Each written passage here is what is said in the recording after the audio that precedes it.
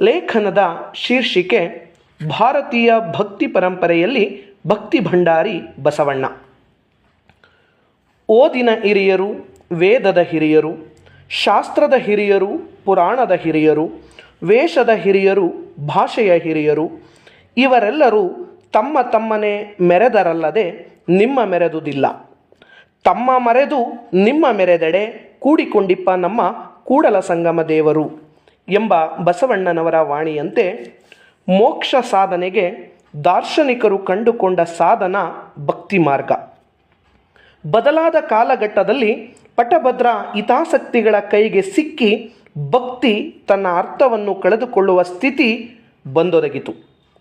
ಪ್ರಾಣಿ ಹಿಂಸೆಯನ್ನೂ ಒಳಗೊಂಡ ಹೋಮ ಹವನಗಳು ಆಚರಣೆಗೆ ಬಂದು ಜನರಲ್ಲಿ ಮೂಢನಂಬಿಕೆ ತಾಂಡವವಾಡುತ್ತಿದ್ದ ಕಾಲ ಅದಾಗಿತ್ತು. ಧರ್ಮಾಚರಣೆಯ ಹೆಸರಿನಲ್ಲಿ ಜಾತಿ ಭೇದ, ಲಿಂಗಭೇದ, ಧರ್ಮಭೇದ ಮೊದಲಾದ ಅನರ್ಥಗಳು ಜನರನ್ನು ದಿಕ್ಕು ತಪ್ಪಿಸಿದ್ದವು. ಭಕ್ತಿಯ ಪರಿಕಲ್ಪನೆಯೇ ವಿಕೃತವಾಗಿ ಆಚರಣೆಯ ಹೆಸರಿನಲ್ಲಿ ಅನಾಚರಣೆಗಳೇ ಚಲಾವಣೆಯಲ್ಲಿದ್ದ ಕಾಲಘಟ್ಟದಲ್ಲಿ ಭಕ್ತಿ ಮತ್ತು ಆಚರಣೆಗಳ ನಿಜಾರ್ಥವನ್ನು ಅರಿವು ಮಾಡಿಕೊಟ್ಟು ಮೇಲ್ವರ್ಗದವರ ಅಸಹನೆಗೆ ಗುರಿಯಾದರೂ ಲೆಕ್ಕಿಸದೆ ಜನಜಾಗೃತಿ ಮೂಡಿಸುವಲ್ಲಿ ಮುಂದಾಗಿ ಜನಸಾಮಾನ್ಯರಿಗೆ ಅರ್ಥವಾಗುವ ಆಡು ಭಾಷೆಯಲ್ಲಿ ಪ್ರಯತ್ನ ಮಾಡಿ ಭಕ್ತಿ ಕರ್ಮಗಳ ಸಮನ್ವಯ ಕಾಯಕವೇ ಕೈಲಾಸ ಎಂದು ಬದುಕಿದ ಮಹಾಪುರುಷ, ಸಾಂಸ್ಕೃತಿಕ ನಾಯಕ, ಜಗಜ್ಯೋತಿ, ಕ್ರಾಂತಿಯೋಗಿ, ಭಕ್ತಿ ಭಂಡಾರಿ ಬಸವಣ್ಣನವರು.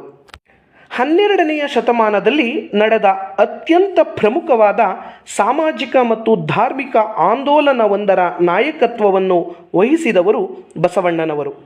ಬಸವಣ್ಣ ಜನ್ಮ ತಳೆದದ್ದು ಸಾಮಾನ್ಯ ಶಕ ಸುಮಾರು 1131ರಲ್ಲಿ ಈಗಿನ ವಿಜಯಪುರ ಜಿಲ್ಲೆಯ ಬಾಗೇವಾಡಿಯಲ್ಲಿ. ತಂದೆ ಮಾದರಸ, ತಾಯಿ ಮಾದಲಾಂಬಿಕೆ. ವೈದಿಕ ವಾತಾವರಣದಲ್ಲಿ ಬೆಳೆದ ಅವರು ಎಳೆಯ ಹರೆಯದಲ್ಲಿಯೇ ವೈದಿಕ ಆಚರಣೆಗಳನ್ನು ಪ್ರಶ್ನಿಸಿ ಅಕ್ಕ ನಾಗಮ್ಮನೊಂದಿಗೆ ಸಂಗಮ ಕ್ಷೇತ್ರಕ್ಕೆ ಹೋಗಿ ಅಲ್ಲಿನ ಈಶಾನ್ಯ ಗುರುಗಳಿಂದ ದೀಕ್ಷೆ ಪಡೆದು ಸಂಗಮೇಶ್ವರನ ಅನುಗ್ರಹದಿಂದ ವಿದ್ಯಾಪ್ರವೀಣರಾದರು. ಕಲಚುರಿಯ ಬಿಜ್ಜಳನಲ್ಲಿ ಕರಣಿಕನಾಗಿ, ಗಣಕಾಧಿಕಾರಿಯಾಗಿ ತಮ್ಮ ಕಾರ್ಯವೈಖರಿಯಿಂದ ಕಲ್ಯಾಣದಲ್ಲಿ ಮಹಾಭಂಡಾರಿಯಾದರು. ಸಮಸಮಾಜ ನಿರ್ಮಾಣಕ್ಕಾಗಿ ಪಣತೊಟ್ಟು ಮಹಾಮನೆ, ದೇಶದ ಮೊದಲ ಸಂಸತ್ತು ಎಂದು ಕರೆಯಲ್ಪಡುವ ಅನುಭವ ಮಂಟಪದಂತಹ ವೈಶಿಷ್ಟ್ಯಪೂರ್ಣ ಕೇಂದ್ರ ಸ್ಥಾಪಿಸಿ ಕನ್ನಡದ ವಚನ ಸಾಹಿತ್ಯ ಲೋಕಕ್ಕೆ ಬಹುದೊಡ್ಡ ಕೊಡುಗೆ ನೀಡಿದರು. ಕೂಡಲ ಸಂಗಮ ದೇವ ಅಂಕಿತದಿಂದ ತಮ್ಮ ವಚನಗಳನ್ನು ರಚಿಸಿದ ಬಸವಣ್ಣನವರು ಲಿಂಗದಿಂದ ಜಂಗಮಕ್ಕೆ ತಮ್ಮನ್ನು ತಾವೇ ವಿಸ್ತರಿಸಿಕೊಂಡು ದಯವೇ ಧರ್ಮದ ಮೂಲವಯ್ಯ, ಆಚಾರವೇ ಸ್ವರ್ಗ, ಅನಾಚಾರವೇ ನರಕ ಎನ್ನುವಂತಹ ಮೌಲ್ಯ ಆದರ್ಶಗಳೊಂದಿಗೆ ಸಮಾಜದ ವಿಮರ್ಶೆಯೊಂದಿಗೆ ವಿಮರ್ಶೆಯನ್ನು ಮಾಡಿಕೊಂಡು ಭಕ್ತಿ, ಕಾಯಕ, ದಾಸೋಹ ತತ್ವದ ಕಲ್ಯಾಣ ರಾಜ್ಯವನ್ನು ಇಡೀ ಜಗತ್ತಿಗೆ ಹಾಗೂ ಭಾರತೀಯ ಭಕ್ತಿ ಪರಂಪರೆಗೆ ನೀಡಿದ ಒಬ್ಬ ಸಮಾಜ ಆಧ್ಯಾತ್ಮ ವಿಜ್ಞಾನಿಯಾಗಿ, ಭಕ್ತ ಸಂತನಾಗಿ, ಭಕ್ತಿ ಭಂಡಾರಿಯಾಗಿ, ಬಸವಣ್ಣನಾಗಿ ಜನಮಾನಸದಲ್ಲಿ ನೆಲೆಸಿದ್ದಾರೆ. ಸ್ವಾನುಭವ ಸಾಧನೆಯ ಮೂಲಕ ವಿಶ್ವಾತೀತ ಶಕ್ತಿಯ ರಹಸ್ಯವನ್ನು ಅರಿಯುವುದು ಹಾಗೂ ಪರಾಶಕ್ತಿಯೊಡನೆ ಸಮರಸಗೊಳ್ಳಬೇಕೆಂಬುದೇ ಬಸವಣ್ಣನವರ ಜೀವನದ ಪರಮಗರಿತವ್ಯ. ಈ ದಿಸೆಯಲ್ಲಿ ಬಸವಣ್ಣನವರು ನಿರಂತರವಾಗಿ ಆಂತರಿಕ ಭಕ್ತಿ ಯುದ್ಧಗಳಲ್ಲಿ ತೊಡಗಿದ್ದರು.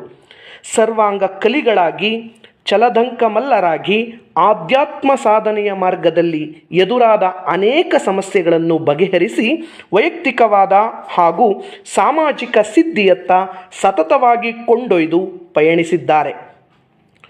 ಕೊಲುವೆನೆಂಬ ದೇವನೊಂದಿಗೆ ಗೆಲುವೆನೆಂಬ ಛಲದಿಂದ ಹೋರಾಡಿದ ವೀರ ಯೋಧರು ಬಸವಣ್ಣನವರು. ಕಠಿಣತರವಾದ ಸಾಧನೆಯ ಮಾರ್ಗದಲ್ಲಿ ತಮಗಾದ ಆಸೆ, ಅನುಭವ, ಅನಿಸಿಕೆಗಳನ್ನು ಆಡುನುಡಿಯಲ್ಲಿ ಅಭಿವ್ಯಕ್ತಿ ನೀಡಿದ್ದಾರೆ. ಇವರ ಬೋಧನೆಯು ಸಾಹಿತ್ಯ, ಆಧ್ಯಾತ್ಮಿಕ, ಅತೀಂದ್ರಿಯ ಹಾಗೂ ಸಮಾಜ ಜೀವನದ ವಾಸ್ತವ ಅನುಭವಗಳನ್ನು ಅಳವಡಿಸಿಕೊಂಡು ಪೂರ್ಣ ಜೀವನದ ಸ್ವಾನುಭವದ ಅಭಿವ್ಯಕ್ತಿಯೊಂದಿಗೆ ಭೂಮಿ ಮುಗಿಲುಗಳಲ್ಲೂ ವ್ಯಾಪಿಸಿಕೊಂಡು ವಿಶ್ವ ವೈಶಾಲ್ಯತೆ ಪಡೆದುಕೊಂಡಿದೆ. ಬಸವಣ್ಣನವರ ಅಪಾರ ಲೋಕಾನುಭವದ ಬದುಕಿನ ಚಿರಂತರ ಮೌಲ್ಯಗಳ ಅನ್ವೇಷಣೆ, ಪರಿಪೂರ್ಣ ಜೀವನ ದರ್ಶನದಿಂದ ಅವರ ವಚನಗಳು ಮೌಲಿಕವಾಗಿವೆ. ನಮ್ಮ ಮನಸ್ಸನ್ನು ತಟ್ಟಿ ನಮ್ಮಂಥ ಭವಿಗಳಿಗೆ ಅನುಭವವನ್ನು ತುಂಬಲು ಪರಿಶ್ರಮಿಸಿದ ಅನುಭಾವಿಗಳು, ಸತ್ಯಾನ್ವೇಷಿಗಳು, ಆಧ್ಯಾತ್ಮ ಸಾಧಕರಾದ ಬಸವಣ್ಣನವರು ಮತ್ತೆ ಮತ್ತೆ ಹುಟ್ಟಿ ಬರಬೇಕಾಗಿದೆ. ಭಾರತೀಯ ಭಕ್ತಿ ಪರಂಪರೆ. ಭಾರತೀಯ ಸಂಸ್ಕೃತಿಯಲ್ಲಿ ಭಕ್ತಿ ಪರಿಕಲ್ಪನೆ ವೇದಗಳ ಕಾಲದಿಂದ ಪ್ರಾರಂಭಗೊಂಡು ಪ್ರಕೃತಿ ಆರಾಧನೆಯೊಂದಿಗೆ ಪೂಜಾ ವಿಧಾನಗಳು ಸರಳವಾಗಿದ್ದವು. ಮೋಕ್ಷ ಸಾಧನೆಗಾಗಿ ಭಕ್ತಿ ಜ್ಞಾನ, ಕರ್ಮ ಮತ್ತು ಯೋಗ ಮಾರ್ಗಗಳನ್ನು ಸೂಚಿಸಲಾಯಿತು. ನಂತರದಲ್ಲಿ ಧರ್ಮಾಚರಣೆ ಸಂಕೀರ್ಣ ಮತ್ತು ಕಠಿಣವಾಗುವುದರೊಂದಿಗೆ ವಿಸ್ತೃತವಾದ ವಿಧಿವಿಧಾನಗಳು, ಪೂಜಾ ವಿಧಾನ ಮತ್ತು ಧರ್ಮದ ಆಚರಣೆಗಳು ದುಬಾರಿಯಾಯಿತು. ಜಾತಿ ಪದ್ಧತಿ, ಅನ್ಯಾಯ ಮತ್ತು ಕಠಿಣವಾದ ಆಚರಣೆಗಳ ವಿರುದ್ಧ ಸರಳ ಧರ್ಮ ಮತ್ತು ಆಧ್ಯಾತ್ಮಿಕ ಕ್ರಮವು ಅಗತ್ಯವಾಗಿ ಬೇಕಾಗಿದ್ದ ಕಾಲದಲ್ಲಿ ಜೈನ ಧರ್ಮ ಮತ್ತು ಬೌದ್ಧ ಧರ್ಮಗಳು ಜನರನ್ನು ಆಕರ್ಷಿಸಿದವು. ಉತ್ತರ ಮತ್ತು ದಕ್ಷಿಣ ಭಾರತದ ಪ್ರಮುಖ ರಾಜಮನೆತನಗಳು ಅನೇಕ ದೇವಾಲಯಗಳಲ್ಲಿ ಸಂಸ್ಕೃತಿ ಮತ್ತು ವಿದ್ಯಾಕೇಂದ್ರಗಳನ್ನು ನಿರ್ಮಿಸಿದರು. ಕಾಶ್ಮೀರದಿಂದ ಕನ್ಯಾಕುಮಾರಿವರೆಗೆ ಶಿವನ ಆರಾಧನೆ ಇತ್ತು. ಕಾಲಕ್ರಮೇಣ ಅನೇಕ ಧರ್ಮಗಳ ಒತ್ತಡದಲ್ಲಿ ಅಂದಿನ ಜೀವನ ಅಸ್ತವ್ಯಸ್ತವಾಗಿತ್ತು. ನಿಜವಾದ ಸತ್ಯ ಧರ್ಮದ ಅವಶ್ಯಕತೆ ಇತ್ತು.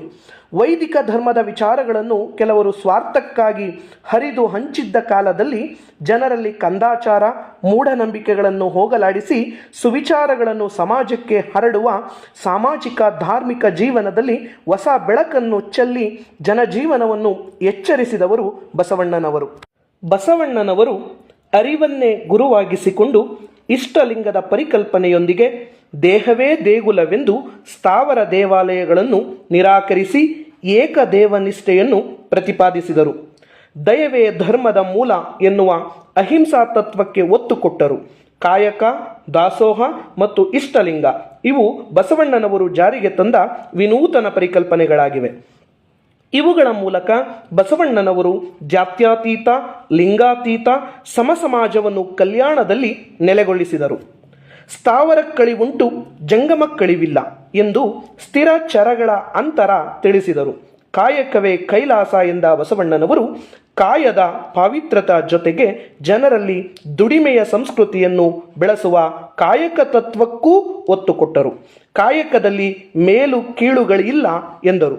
ಎನಗಿಂತ ಕಿರಿಯರಿಲ್ಲ, ಶಿವಭಕ್ತರಿಗಿಂತ ಹಿರಿಯರಿಲ್ಲ ಎಂದು ಸಕಲ ಜೀವಾತ್ಮರಿಗೆ ಲೇಸನ್ನು ಬಯಸುತ್ತಿದ್ದರು. ದಾಸೋಹ ತತ್ವದ ಮೂಲಕ ಸಂಗ್ರಹ ಪ್ರವೃತ್ತಿಯನ್ನು ತೊಲಗಿಸಿದರು. ಅವರ ಸಮಾಜೋಧಾರ್ಮಿಕ ಚಿಂತನೆ ಅದನ್ನು ಸಾಕಾರಗೊಳಿಸಿದ ಪರಿ ಅನನ್ಯವಾದುದಾಗಿದೆ. ಅವರು ಸ್ತ್ರೀಯರ ಸ್ವಾತಂತ್ರ್ಯ ಸಮಾನತೆಯನ್ನು ಪ್ರತಿಪಾದಿಸಿ ಮಹಿಳೆಯರಿಗೆ ಬಾಯಿ ಕೊಟ್ಟ ಭಗವಂತ ಎನಿಸಿದ್ದಾರೆ.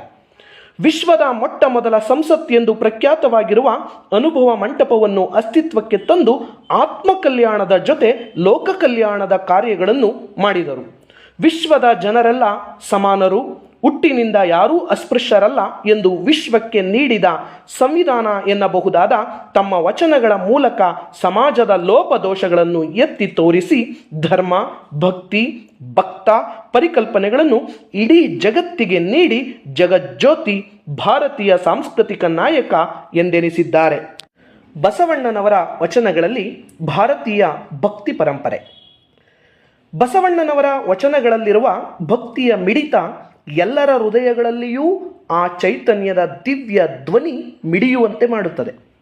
ಅಂತಹ ಸರಳವಾದ, ನೇರವಾದ ಮತ್ತು ಹೃದಯದಿಂದ ಹೃದಯಕ್ಕೆ ಮುಟ್ಟಬಲ್ಲ ಶಕ್ತಿಯನ್ನು ಅವರ ವಚನಗಳಲ್ಲಿ ಕಾಣುತ್ತೇವೆ.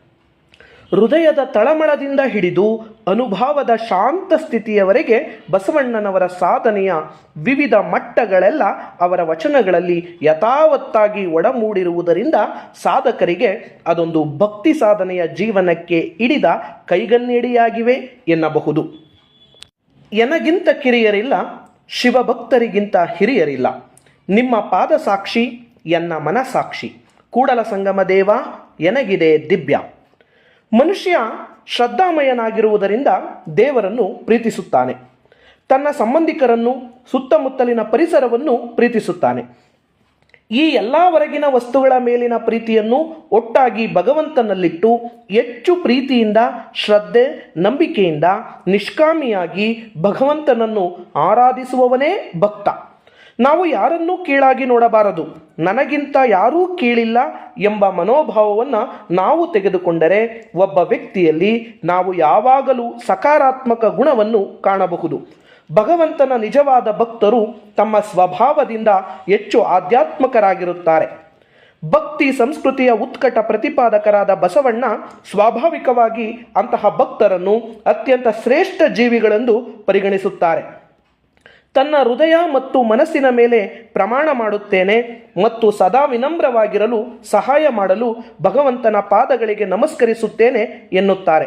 ವ್ಯಕ್ತಿಗಳ ಸ್ಥಾನಮಾನವನ್ನು ಕೀಳು ಅಥವಾ ಉನ್ನತ ಎಂದು ಸಾಮಾನ್ಯವಾಗಿ ಅವರ ಸಂಪತ್ತು, ಸಮಾಜ ಅಥವಾ ವೃತ್ತಿಯಲ್ಲಿನ ಸ್ಥಾನ, ಜ್ಞಾನದ ಮಟ್ಟ, ಜಾತಿ ಮತ್ತು ವಯಸ್ಸು ನಿರ್ಧರಿಸುತ್ತದೆ.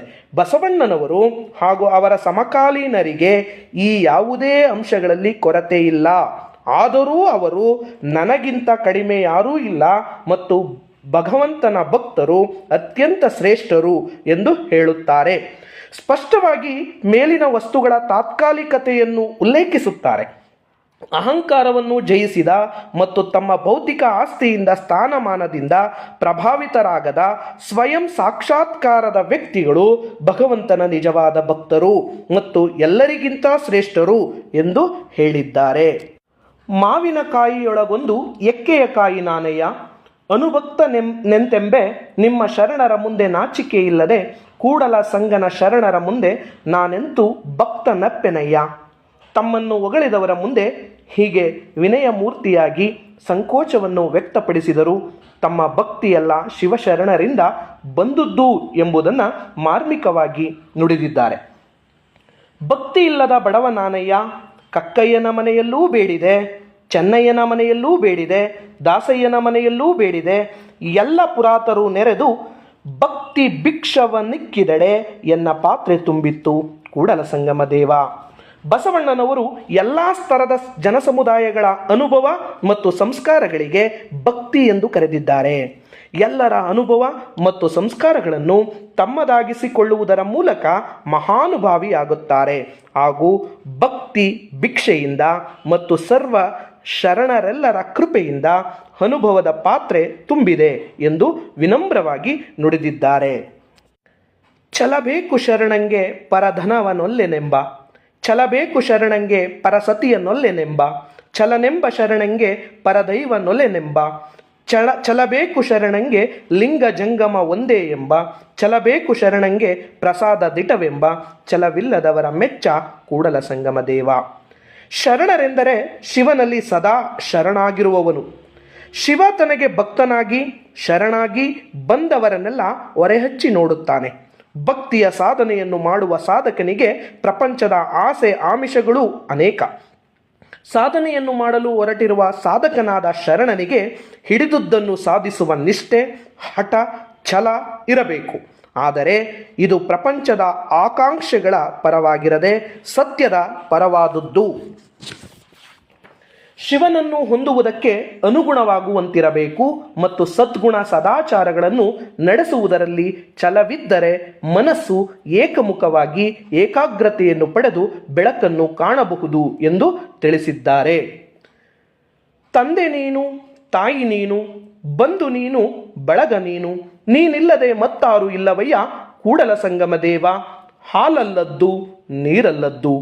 ಬಸವಣ್ಣನವರು ತಂದೆ, ತಾಯಿ ಮತ್ತು ಬಂಧು ಬಳಗದಲ್ಲಿ ದೇವರನ್ನು ಕಾಣುತ್ತಾರೆ. ಕಣ್ಣಿಗೆ ಕಾಣುವ ಎಲ್ಲರೂ ದೇವರು ಎಂದು ಪ್ರತಿಯೊಬ್ಬರಲ್ಲೂ ದೇವರನ್ನು ಕಂಡು ಗೌರವ ಭಾವ ತಾಳುತ್ತಾರೆ. ಹಾಲಲ್ಲದ್ದು ನೀರಲ್ಲದ್ದು ಎನ್ನುವ ಮೂಲಕ ಸಿಹಿ ಕಹಿ ಸುಖ ದುಃಖಗಳನ್ನು ಸಮಾನ ಭಾವದಿಂದ ಸ್ವೀಕರಿಸುವ ಜೀವನ ಮೌಲ್ಯವನ್ನು ಸಾರುತ್ತಾರೆ.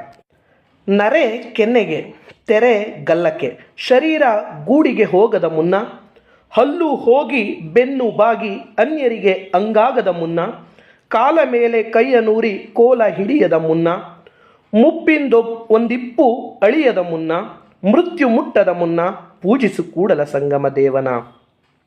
ಸಂಕಟ ಬಂದಾಗ ವೆಂಕಟರಮಣ ಎಂಬ ನಾಣ್ಣುಡಿಯಂತೆ ಬಸವಣ್ಣನವರು ಭಕ್ತಿಯಲ್ಲಿ ದೈವತ್ವವನ್ನು ಕಾಣುವುದು ಅಥವಾ ಶಿವನನ್ನು ಕಾಣುವುದು ತಿಳುವಳಿಕೆ ಬಂದಾಗಿನಿಂದ ಆಗಬೇಕೇ ಹೊರತು ಪ್ರಾಣ ಹೋಗುವ ಸಂದರ್ಭದಲ್ಲಿ ಮಾತ್ರ ಅಲ್ಲ ಎಂದಿದ್ದಾರೆ. ಜೀವನದ ಕರ್ತವ್ಯಗಳನ್ನು ನಿಭಾಯಿಸುತ್ತಾ ಲೌಕಿಕ ವಿಷಯಕ್ಕೆ ಅಂಟಿಯೂ ಅಂಟದಂತೆ ಇದ್ದು ಶಿವನಲ್ಲಿ ಐಕ್ಯವಾಗುವ ಪ್ರಯತ್ನವನ್ನು ಭಕ್ತನಾದವನು ಮಾಡಬೇಕು. ಜೀವಿತದ ಆರಂಭದಿಂದಲೇ ಮೃತ್ಯು ಬಂದು ಪ್ರಾಣವನ್ನು ತೆಗೆಯುವುದಕ್ಕೆ ಮುನ್ನ ಭಕ್ತಿಯ ಪರಾಕಾಷ್ಠೆಯನ್ನು ತಲುಪಬೇಕು ಎಂದು ತಿಳಿಸಿದ್ದಾರೆ. ನಾದಪ್ರಿಯ ಶಿವನೆಂಬರು ನಾದಪ್ರಿಯ ಶಿವನಲ್ಲಯ್ಯ, ವೇದಪ್ರಿಯ ಶಿವನೆಂಬರು ವೇದಪ್ರಿಯ ಶಿವನಲ್ಲಯ್ಯ. ನಾದವ ಮಾಡಿದ ರಾವಣನಿಗೆ ಅರೆ ಆಯುಷ್ಯವಾಯಿತು, ವೇದ ನೋದಿದ ಬ್ರಹ್ಮ ಶಿರ ಹೋಯಿತು. ನಾದಪ್ರಿಯನೂ ಅಲ್ಲ, ವೇದಪ್ರಿಯನೂ ಅಲ್ಲ, ಭಕ್ತಪ್ರಿಯ ನಮ್ಮ ಕೂಡಲ ಸಂಗಮ. ಜನರು ಶಿವನನ್ನು ನಾದಪ್ರಿಯ ವೇದಪ್ರಿಯ ಎಂದು ಹಾಡಿ ಹೊಗಳಬಹುದು. ಶಿವನಾದಕ್ಕೆ ವೇದ ಮಂತ್ರಗಳಿಗಷ್ಟೇ ಒಲಿಯುವವನಾಗಿದ್ದರೆ ರಾವಣ ಮತ್ತು ಬ್ರಹ್ಮನ ಅಂತ್ಯವಾಗುತ್ತಿರಲಿಲ್ಲ. ಸಂಗೀತ, ಮಂತ್ರ, ವೇದ ಘೋಷಗಳೊಂದಿಗೆ ಸದ್ಬುದ್ಧಿ, ಭಾವಾವೇಶ, ಬೆಸೆಯುವ ಭಕ್ತಿಯೊಂದಿಗೆ ಶಿವನನ್ನು ಒಲಿಸಿಕೊಳ್ಳಬಹುದು. ಹಾಗಾಗಿ ಶಿವ ಭಕ್ತಿಪ್ರಿಯ ಎಂದಿದ್ದಾರೆ ಬಸವಣ್ಣನವರು. ಕಂಡ ಭಕ್ತರಿಗೆ ಕೈ ಮುಗಿಯುವಾತನೇ ಭಕ್ತ, ಮೃದು ವಚನವೇ ಸಕಲ ಜಪಂಗಳೆಯ, ಮೃದು ವಚನವೇ ಸಕಲ ತಪಂಗಳೆಯ, ಸದು ವಿನಯವೇ ಸದಾ ಶಿವನೊಲುಮೆಯ, ಕೂಡಲ ಸಂಗಯ ನಂತದೊಲ್ಲೆದಲೆಯ, ಸಜ್ಜನರ ಸಂಘ ಹೆಜ್ಜೇನು ಸವಿದಂತೆ ಎಂಬ ಮಾತಿನಂತೆ ಭಕ್ತನಿಗಿರಬೇಕಾದ ವಿಶಿಷ್ಟ ಗುಣವೆಂದರೆ ಅದು ಸೌಜನ್ಯ, ವಿನಯ, ವಿಧೇಯತೆ, ಒಳ್ಳೆಯ ಮಾತು. ಇವಿಲ್ಲದೆ ಎಂದೂ ಶಿವ ಒಲಿಯುವುದಿಲ್ಲ ಎಂದು ಭಕ್ತನಿಗಿರಬೇಕಾದ ಸದ್ವಿನಯ, ಸಮ್ಯಕ್ ಮಾತು, ಸೌಮ್ಯತೆ ವಿಚಾರಗಳ ಬಗ್ಗೆ ತಿಳಿಸಿದ್ದಾರೆ. ಭಕ್ತಿ ಎಂಬ ಪೃಥ್ವಿಯ ಮೇಲೆ ಗುರುವೆಂಬ ಬೀಜವನ್ನಂಕುರಿಸಿ ಲಿಂಗವೆಂಬ ಎಲೆಯಾಯಿತು, ತನುವೆಂಬ ಕಟ್ಟೆಯ ಕಟ್ಟಿ, ಮನವೆಂಬ ಹಗ್ವಣಿಯ ನೆನೆದು, ಭಾವವೆಂಬ ಬೇಲಿಯ ಕಟ್ಟಿ, ಲಿಂಗವೆಂಬ ಎಲೆಯ ಮೇಲೆ ವಿಚಾರವೆಂಬ ಹೂವಾಗಿ, ಆಚಾರವೆಂಬ ಕಾಯಾಗಿ, ನಿಷ್ಪತ್ತಿ ಎಂಬ ಹಣ್ಣಾಗಿ, ತೊಟ್ಟು ಬಿಟ್ಟು ಬೀಳುವಲ್ಲಿ ಕೂಡಲ ಸಂಗಮ ದೇವ ತನಗೆ ಬೇಕೆಂದೆತ್ತಿಕೊಂಡ. ಬೆಳೆ ಬೆಳೆಯಲು ಭೂಮಿ ಅತ್ಯಗತ್ಯ. ಭಕ್ತಿಯೇ ಇಲ್ಲಿ ಭೂಮಿ. ಭೂಮಿ ದೃಢತೆ ಹಾಗೂ ಸಂಚಲನದ ಸಂಕೇತವಾಗಿದೆ. ಭಕ್ತನ ಮನದಲ್ಲಿ ಅರಿವಿನ ಗುರು ಬೀಜವಾಗಿ, ಗ್ರಹಿಸುವ ಅರಿವಿನ ಅನುಸಂಧಾನಕ್ಕೆ, ಲಿಂಗ ಸಾಧಕನ ವಿಕಸನ ಬೆಳವಣಿಗೆಗೆ, ಸದ್ವಿಚಾರಗಳ ಸಮನ್ವಯತೆಗಳೊಂದಿಗೆ ಸೃಷ್ಟಿಯೊಳಗಿನ ಸಸಿಯ ಬೆಳವಣಿಗೆಯನ್ನು ಭಕ್ತನ ಅಂತರಂಗದ ವಿಕಾಸಕ್ಕೆ ಹೋಲಿಸಿ ಮುಕ್ತಿಗೆ ಮಾರ್ಗ ಭಕ್ತಿ ಎಂದು ಸುಂದರವಾಗಿ ವಿವರಿಸಿದ್ದಾರೆ.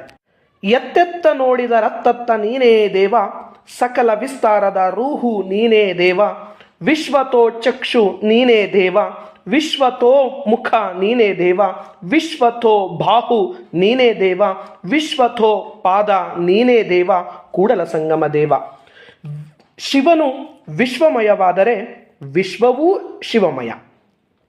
ಎಲ್ಲೆಡೆ ಅರಳಿ ಆವರಿಸಿರುವ ಶಿವನ ಕಣ್ಣಿನ ಕಾಂತಿಯು ನಡೆದಾಡುವ ಸರ್ವರ ಕಣ್ಣಿನಲ್ಲಿ ಶಿವಶಾಂತಿ ಕಾಣುವುದು. ಎಲ್ಲೆಡೆ ಅಭಿಮುಖವಾಗಿರುವ ಶಿವಮುಖದಲ್ಲಿ ಸರ್ವರ ಶಿವಬಿಂಬ, ಶಿವಕಾಂತಿ ಕಾಣುವುದು. ಸರ್ವರ ಬಾಹುಲತೆಗಳಲ್ಲೂ ತಮ್ಮನ್ನು ತಬ್ಬಿ ಹಬ್ಬಿರುವ ಶಿವಭಾವು ತನ್ಮಯವಾಗಿರುವುದು. ಎಲ್ಲವೂ ಶಿವನಲ್ಲಿರುವುದು, ಎಲ್ಲದರಲ್ಲಿಯೂ ಶಿವನಿರುವನೆಂಬುದನ್ನು ನಿಜವಾದ ವಿಶ್ವರೂಪ ದರ್ಶನ. ಬಸವಣ್ಣನವರು ಅಣುರೇಣು ತೃಣಕಾಷ್ಟಗಳಲ್ಲೂ ದೈವತ್ವ, ಶಿವತ್ವದ ಭಕ್ತಿಯನ್ನು ತಿಳಿಸಿದ್ದಾರೆ. ಜಗದಗಲ ಮುಗಿಲಗಲ ಮಿಗೆಯಗಲ ನಿಮ್ಮಗಲ, ಪಾತಾಳದಿಂದ ತತ್ತ ನಿಮ್ಮ ಶ್ರೀಚರಣ, ಬ್ರಹ್ಮಾಂಡದಿಂದ ತತ್ತ ನಿಮ್ಮ ಶ್ರೀಮುಕುಟ, ಅಗಮ್ಯ ಅಗೋಚರ ಅಪ್ರತಿಮ ಲಿಂಗವೇ ಕೂಡಲ ಸಂಗಮ ದೇವಯ್ಯ, ಎನ್ನ ಕರಸ್ಥಳಕ್ಕೆ ಬಂದು ಚುಳುಕಾದಿರಯ್ಯ. ಇಷ್ಟಲಿಂಗವು ವೈಯಕ್ತಿಕ ಆತ್ಮವನ್ನು ಸಾರ್ವತ್ರಿಕ ಆತ್ಮದೊಂದಿಗೆ ವಿಲೀನಗೊಳಿಸುವುದು.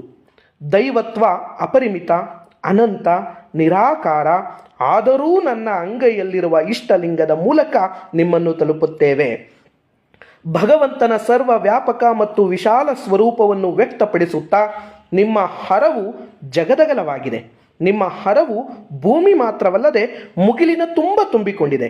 ಜೊತೆಗೆ ಪಾತಾಳದ ಆಳದ ಎಲ್ಲೆಯನ್ನೂ ಮೀರಿ ಕೂಡಲ ಸಂಗಮನ ವ್ಯಾಪ್ತಿಯನ್ನು ತಿಳಿಸಿದ್ದಾರೆ.